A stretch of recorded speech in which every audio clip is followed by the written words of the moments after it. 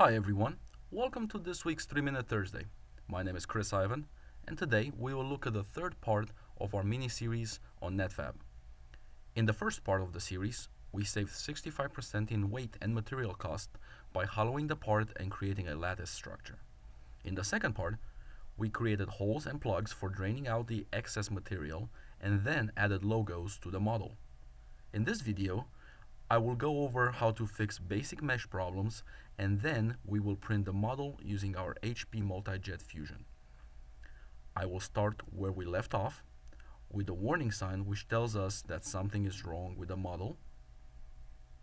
The part needs to be selected, and then I can click on the red cross to look at the health of the model.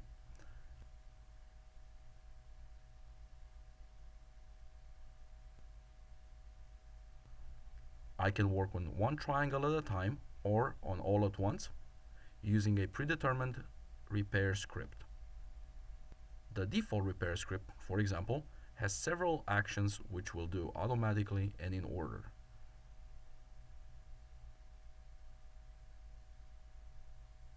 Once done, I get an updated reading of the status of the part and see that the mesh is closed and oriented correctly. This time, I choose to remove the old part.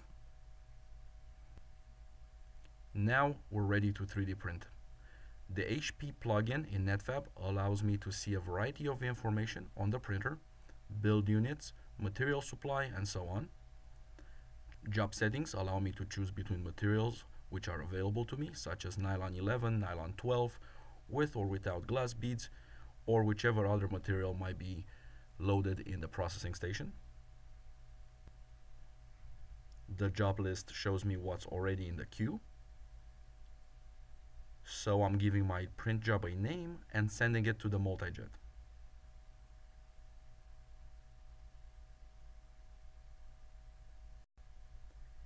Here we see the HP Multi-Jet Fusion printing several parts.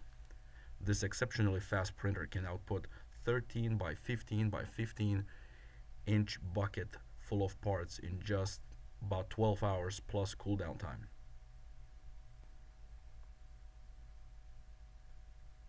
And now I have the part in my hands.